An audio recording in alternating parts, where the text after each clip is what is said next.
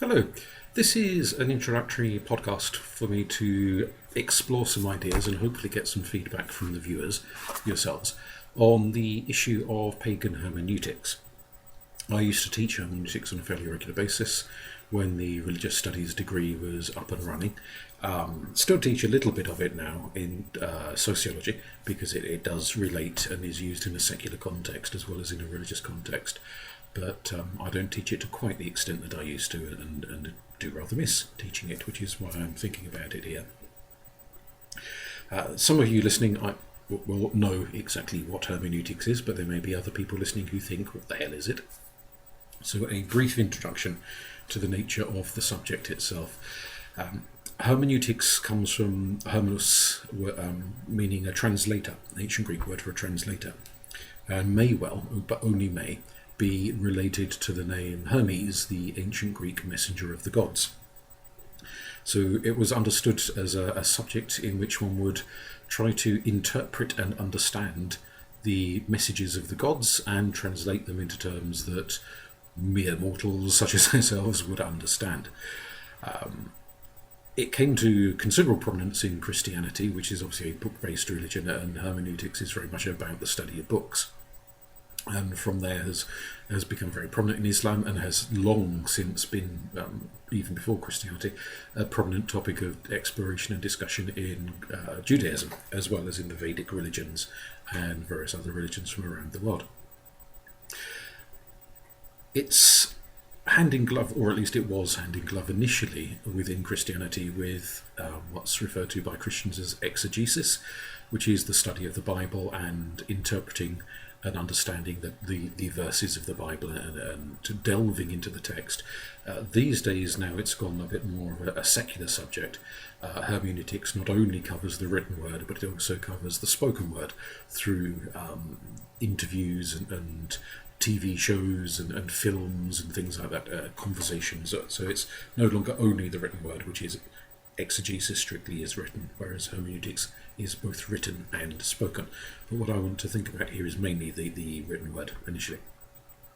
So within religions such as Christianity and Judaism, the focus is on sacred texts and the idea that through various routes of transmission, the knowledge of the divine has been committed to paper, and that is available to human beings to read, but that the text itself doesn't always have either a singular meaning or a completely obvious meaning.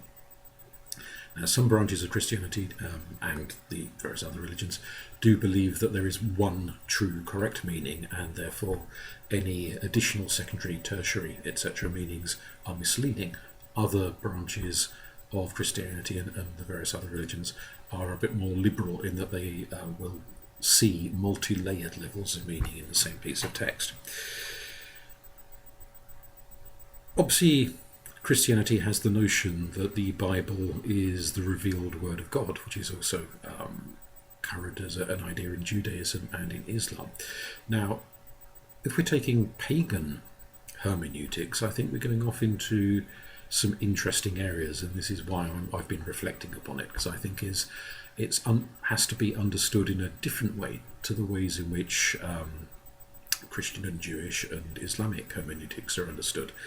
So whereas those particular religions have books which are believed to be the word of God, the word of the divine, the various texts which the different branches of paganism use, like the Havamal or the Hesiod, the various Irish myths, the Welsh myths, etc., are not understood these days, and quite possibly were not understood in the historical context when they arose as being the revealed word of the gods.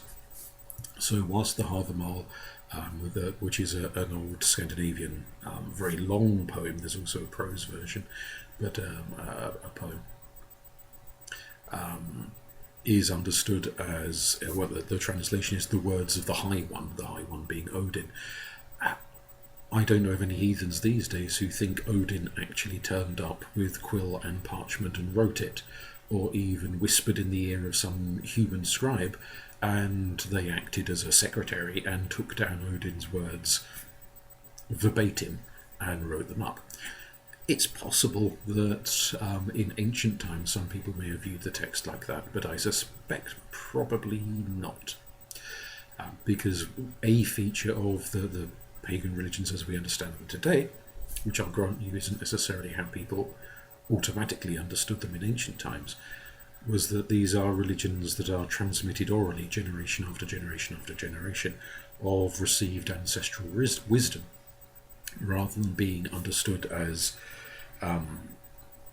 specifically based on an unalterable and unchallengeable word of the divinity, or in pagan cases a set of divinities. So it's a different way of understanding the nature of text. So if we, and I'm thinking of starting this by, I will be starting this by looking at a Greek text, and if I get organised enough to do follow-up podcasts, I think I'll probably stick with the Greek texts, at least to start with, before maybe considering other texts, Egyptian, Roman, heathen, etc. How do we understand the nature of those texts? If they're not the spoken word of Zeus or Hera or Apollo or Artemis, they are by default the words of human beings. As the words of human beings, do we regard them as automatically flawed? Human beings are flawed, therefore their words are flawed. Or do we allow that there may be wisdom, insight, knowledge in those texts? Now, if we think of them as nothing but flawed, there's very little point in studying them. If we allow that they have at least some wisdom, some insight, some knowledge to be had and derived from them about the nature of the gods and goddesses and the universe and human existence, etc., then they become worth reflecting on, worth studying, worth thinking about.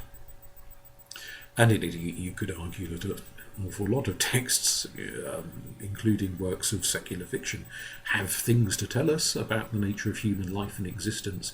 It's the enduring appeal of Shakespeare and similar authors, is that they have so much to say about the nature of human existence that they're worth reading and watching in theatrical version again and again and again, because they tell us about ourselves, if not necessarily about anything of a divine and mystical nature.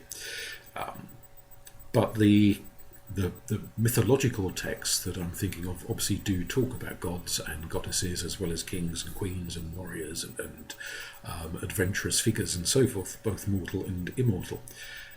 Now, when they're talking about the immortal figures, how do we, as 21st century pagans, believe those texts have originated? Now, we might, some of us, come to the conclusion that maybe a vast period of time ago, a poet, a playwright, a storyteller was going for a walk in the woods, meditating under a tree, deeply asleep, doing whatever they were doing, and one or other god or goddess crept up to them and whispered in their ear, and when the literary type came out of their reverie, they were filled with these blazing words and scurried off to find a quill and a bit of parchment to scribble it all down. And whilst that revealed bit might be mixed in with other parts, so it might be a particularly pithy section of a play, it might be a verse in a poem, it might be part of a story, the majority of which is about kings and queens and the mere mortals, but elements of it are about the divine. And so we may come to the conclusion, perhaps, that where the divine is mentioned, maybe the divine has made itself known to the person penning the words on the page and has effectively spoken through them. Or we may come to the conclusion that this text is received wisdom, in a sense that that poet, playwright, whatever they are, has written down a view of the gods and goddesses which they heard from their parents, who heard it from their parents, who heard it from their parents, and so it dates back to some unknown period, some unknown person who possibly did have a vision or something to begin with, and told it to someone who told it to someone who told it to someone, and eventually it gets written down in some form. So it's not necessarily the absolute revealed word of the divine, but it has a nugget of truth within it, of revelatory truth, as well as being overlayered with the poetic turns of phrase, the cultural norms and standards and views of possibly quite a few human beings who may have heard it, repeated it, and eventually at some stage committed it to paper.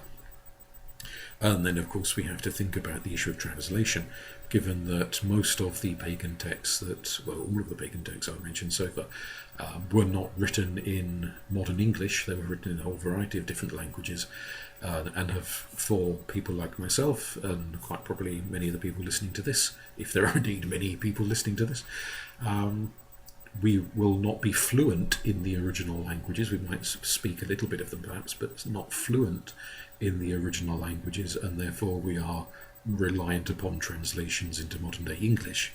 And as with any religious text or work where it's translated from one language to another, there is always the possibility of elements of the original being lost, or indeed elements being added of the translation bringing in concepts in the modern language that were not present in the original language. And so there is that added layer of barrier, perhaps, if we can put it like that, to feeling that we genuinely understand what this text is telling us and what it was intended to tell us. Now, there are 101 different people over the years who have written about the issue of hermeneutics and how it should be understood, primarily within the context of Christianity or of Islam or of Judaism or of the Vedic religions, and of some secular approaches as well, such as the hermeneutics of legal texts, for example, which has nothing much to do with religion. Very few people seem to have written much of anything. I could find virtually nothing written from a pagan perspective to understand the issue of hermeneutics and how we can think about and reflect on these texts. So the best I can come up with at the moment is to suggest to you some of the approaches found within more mainstream religious views, and to get a conversation started speculating whether these approaches apply equally as well to the study of ancient pagan texts, or whether we need to develop brand new approaches that are more relevant to the understanding. And within that question is the issue of whether the techniques, bandying this word pagan about quite freely at the moment in this podcast, would those techniques apply equally to Greek texts, to heathen texts, to Egyptian texts, to Roman texts, or would separate techniques be needed for each one? So something that might be applicable to understanding early Irish literature might not be applicable to understanding ancient Roman literature or ancient Egyptian literature. So possibly the various types of modern day paganism might need distinct methods for each one, rather than the same method applied across the board to all of them, as if they were one and the same set of beliefs and philosophies and religious understandings of the world. I don't know the answer to that question. I think we'd need something in the vein of a symposium with people from lots of different traditions who can speak with great authority and insight into their own particular tradition, and then bounce around ideas of how to understand their own texts, and other people that can listen to those ideas and say either, well, that approach you've just mentioned would also apply to my particular set of texts, or conversely say, well, I don't think it would apply to my set of texts. I think a totally different approach would be needed to understand this book rather than that book. One issue we can think of from a pagan's perspective is to come to a decision and understanding as to which texts are relevant in this context. Having mentioned Greek mythology as a focus, I'd like to start with at least. There's a lot of Greek literature from ancient times. Some of it is explicit, what we might call theological texts telling the stories of gods and goddesses. There are poems, books of poetry. There are plays by numerous Greek playwrights, a lot of which deal with the same stories as appear in the mythology, or at least the same figures, if not always the same stories, of various gods and goddesses who appear in theatrical works, as well as appearing in poetic works, as well as appearing in more straightforward storytelling works. And then there's all the legal texts and the medical texts and the various other types of more, what we might call more semi-secular texts. And I say semi-secular because often they're not outright secular. They very frequently have a religious, spiritual context within them, because we didn't get in ancient times quite this sort of division between the sacred and the secular in the way we have a tendency to find in a lot of modern day, at least westernized societies at any rate. And it may be the case that some people would say, well, the texts like the Theogony have to be viewed separately from the plays of Aeschylus or various other playwrights, or viewed separately from books of poetry. Other people might say, well, no, if it mentions the gods, then, or philosophical concepts or whatever, then we have to treat them all as variations on a theme and understand them in that context. And that, to a degree at any rate, is a conversation that also goes on within other religions. So within Christianity, it's very well understood that the Bible has legalistic sections, it has poetic sections, it has historical sections, it has more sort of philosophical, theological sections.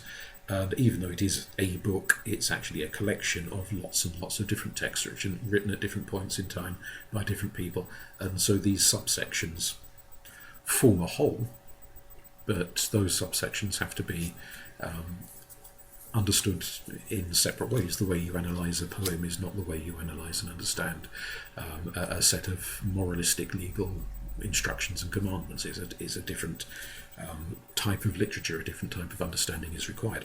So going back to the Greek example, and if you follow a different branch of paganism, you can equally perhaps apply this to your own cultural literature.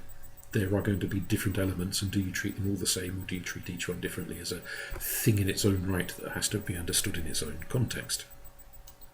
I'm not sure. This is why I want to get a conversation going and a discussion about this. Now, one thing we can think about is the Augustinian approach within Christianity. St. Augustine said that there are 4 main ways of understanding the Bible, and there are various sections of the Bible. And I think these 4 ways personally are quite useful in applying to other literature, including pagan literature. You don't have to agree with this, but I think they're quite useful at any rate. He says, sometimes it is literal. What you see is what you get. As per that irritating advert, it does what it says on the tin. So you read a text and it means exactly what you think it means. It's the obvious, upfront, surface answer is the correct one. Sometimes it's a moral text, so like a parable, for example, in the Bible, is conveying a moral lesson, and that moral lesson has to be interpreted. So the parable should not be understood necessarily as a historical event, that this thing actually happened. Rather, it's a story to convey a moral meaning. And again, I think that applies to an awful lot of myths and so forth, that there are moral insights, ethical understandings, in both the modern and the ancient sense of that term, to be derived from the story. And if you're unfamiliar with the modern ancient sense, ethical in the modern sense we tend to think of as that which is morally desirable, that which is good, as opposed to and distinct from that which is wicked and awful. And so some stories do have a strong sort of moral context that is telling people this is how you live a good and decent life, this is the right thing to do in a given situation. Such as, for example, in the story of King Lycaon. I've been writing a chapter of a book which features the story of King Lycaon recently, which is why it's coming to mind. A particularly unpleasant and wicked king, and there's no shortage of unpleasant and wicked kings in Greek myth. A particularly unpleasant one, Lycaon, has got into the habit of serving up cannibal feasts, human meat. And Zeus hears rumours of strange things going on, and he takes on a human disguise. He appears as a wandering traveller and goes down to visit the court of King Lycaon. And as was the custom of the time, when a visitor arrives, there is the moral virtue of Xenia, which is to show hospitality to visitors. And so a feast, a banquet is put on. But a feature of this banquet, alongside all the usual fruit and vegetables and breads and cheeses and whatnot, is a roast meat dish, which in most versions of the story is one of the sons of the king who has been chopped up and cooked in a feast. So it's really rather revolting, isn't it? And of course Zeus, being king of the gods, very quickly realizes what he has been served and flies into an apoplectic rage at the offence, because one of his titles is Zeus Thania, the Zeus, the patron of strangers, the patron of travellers, the patron of hospitality. That is his kind of favourite virtue, I suppose you could put it like that. The virtue he most wants to see in those who revere and honour and devote themselves to him. And the fact that this jumped up king has, well, got halfway to doing the right thing by putting on a banquet in the first place, but then violates the sanctity of the banquet by not only murdering his own son. There are versions of the story where it's somebody else who's murdered, but murder is murder. And then cooking him and serving the meat is seen as an absolute moral no-no. So it's the story is a moral injunction against cannibalism. It's a moral injunction against violating hospitality customs when you got visitors. It's a moral injunction against the offering of human sacrifice, giving up a dead human to the gods, even though it is a somewhat unusual method of doing it, as in cooking the person first. But the act of offering a human life to the gods is seen as, in that story at any rate, as anathema, unacceptable, just immoral and awful. So the strong kind of moral element there. The older sense of ethics, ethos, is simply custom and habit.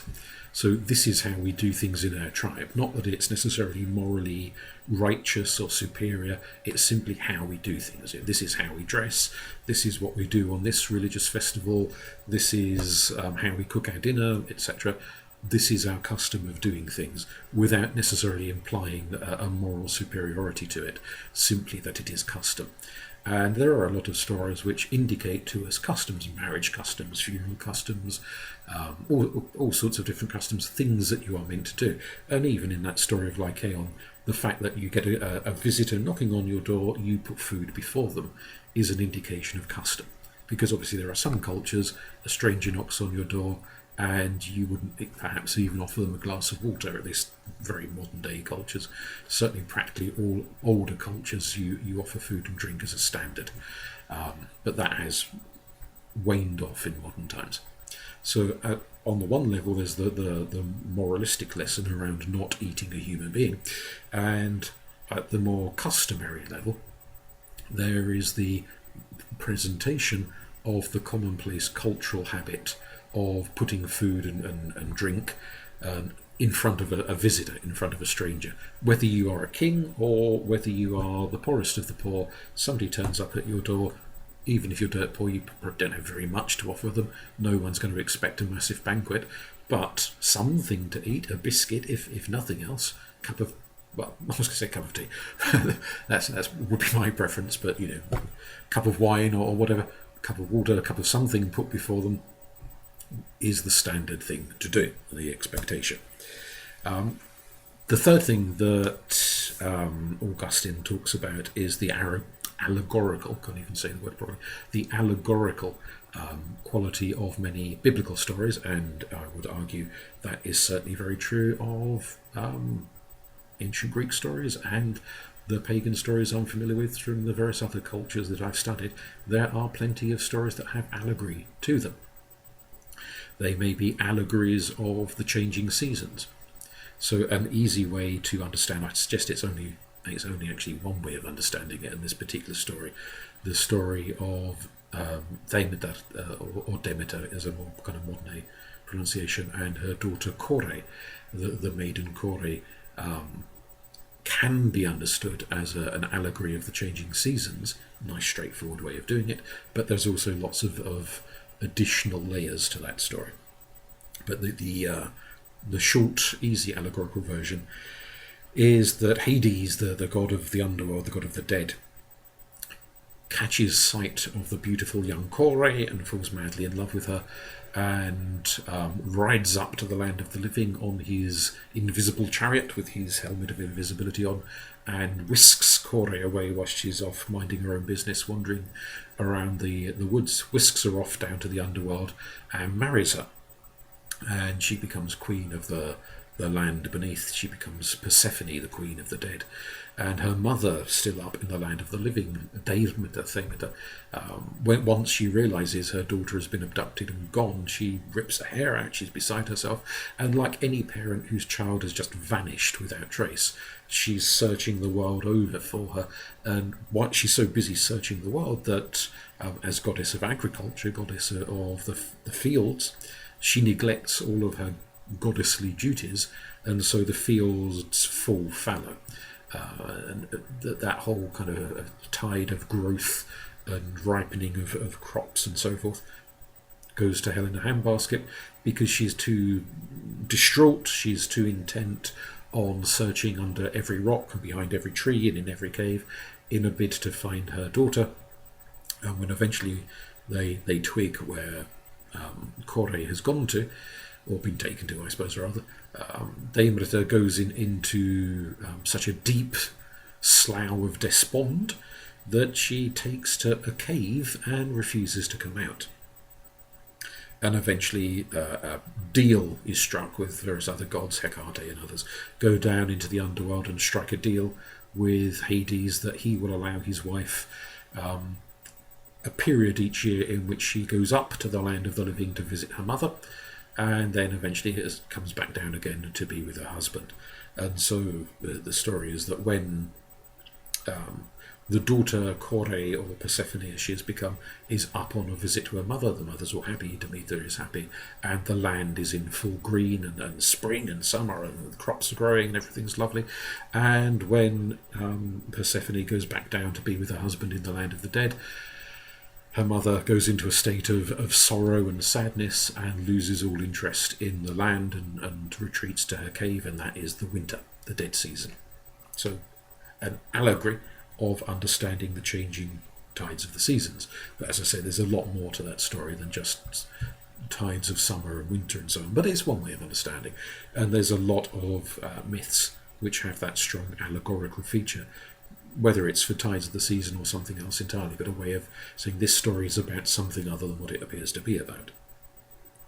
And finally, the fourth category that Augustine mentions is the anagogical, which is another way of saying the more sort of mystical, magical context, that some biblical accounts are prophecies of things to come. And you can argue till you're blue in the face whether those things already have come about or whether they are yet in what is it now, 2021, they still haven't happened yet or whatever. But you can look at some ancient myths, pagan myths, and think that maybe they also have a prophetic role. A commonly argued one in that context, of course, is the story of Ragnarok in the Norse cycle, when the gods and the giants clash, and there's this almighty battle, and the world is shaken to its very foundations, and loads of giants get slaughtered and loads of gods get slaughtered, and then when everyone's dead left, right and centre, eventually the handful of survivors rebuild the world. Different people have interpreted that in different ways, but an argument that this is a prophecy that one day there would be an enormous war and devastation would be wrought. Maybe the gods would be over and done with, maybe the religions of the day would be ended, and the handful of survivors would start something new. So some Christian interpreters said, well, clearly this is an allegory, or a prophecy rather, of the coming of Christ, and that's the big war, and the death of the ancient pagan gods, and the rebirth of the new order is the Christian order. And other people said, no, that's not what was predicted. The thing being predicted has not happened yet. Give it a month, a year, a decade, a century, or however long you want to give it to, and then there is going to be an almighty punch-up, and hardly anyone will survive, but those who do will start a new way of life and a new order. alongside the prophetic element, anagogical also includes a sort of mystical element,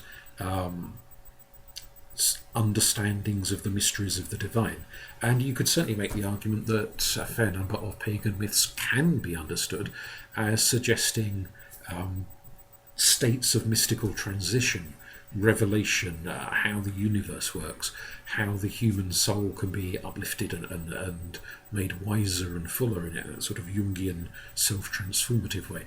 You can understand them as giving allegories for ritual, that if you do this and do this and do this, then there will be a metaphysical change wrought by the nature of the ritual indicated. All sorts of different ways of understanding that kind of more mystical, more spiritual, more esoteric reading of the myths. Now, whilst I think those four approaches apply to pagan myths, not all of the people listening to this might agree with that. You might feel that some of them don't apply, and you might also say there's a fifth, a sixth, a seventh, etc., that apply particularly to the myths of the Greeks, of the Romans, of the Egyptians, of the Norse, the Celts, whoever, which are perhaps not as relevant, or maybe not relevant at all, to the sorts of stories that Augustine was analysing in the Bible.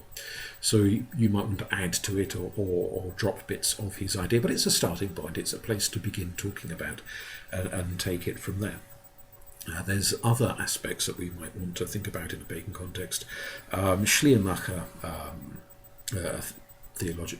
theologian even, and philosopher, argued that story is part of this sort of analysis of the story has to be the placing of the story in context, in its historical context. When was it written down? Who wrote it? Which part of the world did they write it in? Which language did they write it in, etc.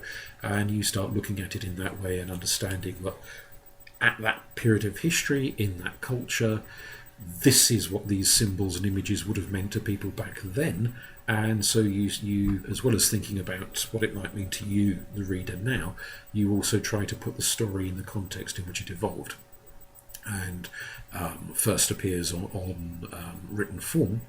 And you also bring in understandings, I say, of the language, of the words, the terms, the linguistics, the grammar that it was originally written in. Not that you have to be a fluent speaker of it yourself, but there may be key words which, if you really study them, reveal meanings that some rather poor quality translations don't necessarily pick up on when they're translated into modern day languages. And so that can give you a deeper understanding of the story. And it may be, if this is a subject matter that appeals to the people listening to it, you might send in suggestions. Maybe we could even do a sort of a joint discussion via a platform like Zoom or Teams or something like that, and get some people bouncing ideas back and forth, choose a story and interpret it and suggest the meaning of different words, talk about the historical context, talk about the literal meanings, the moral meanings, the allegorical meanings and so forth, and start to really delve into a particular story and try to find some real insights and understandings from that. Another philosopher, Heidegger, spoke about the Hermeneutics Circle, which can be understood in a number of different contexts.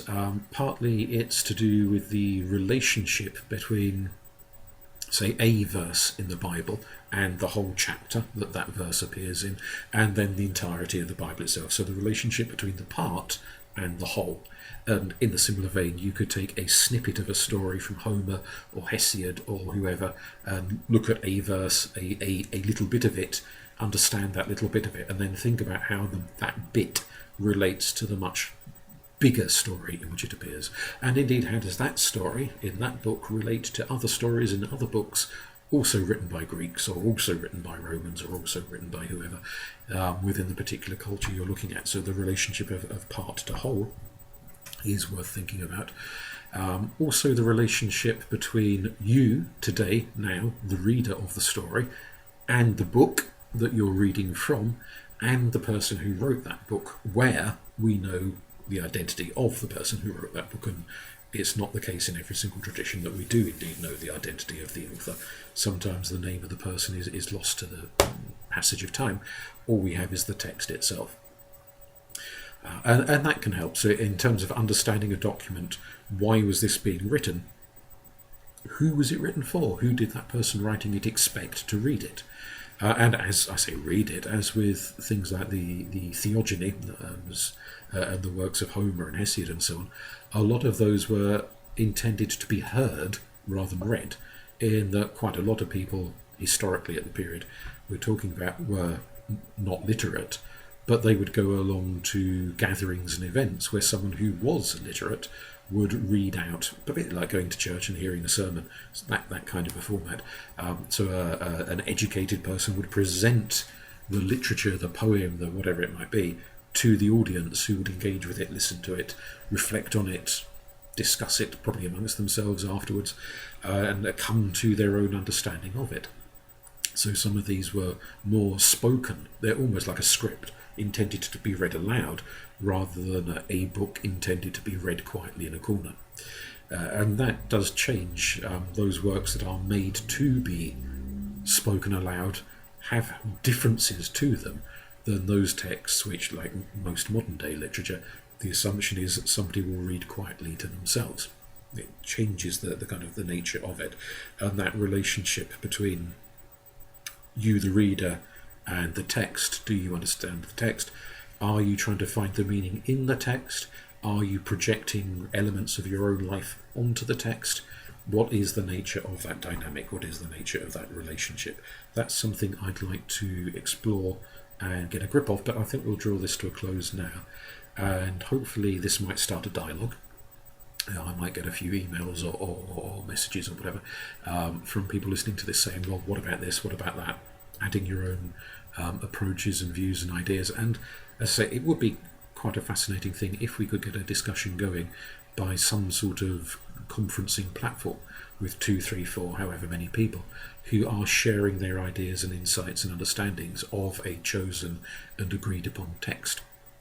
And that could be an ongoing thing. This week we'll discuss this particular Greek myth, and next week we'll discuss a Norse myth or whatever, and we'll explore and expand the text itself and see where it leads us. But I'll leave it with you and wait to hear back. Thank you.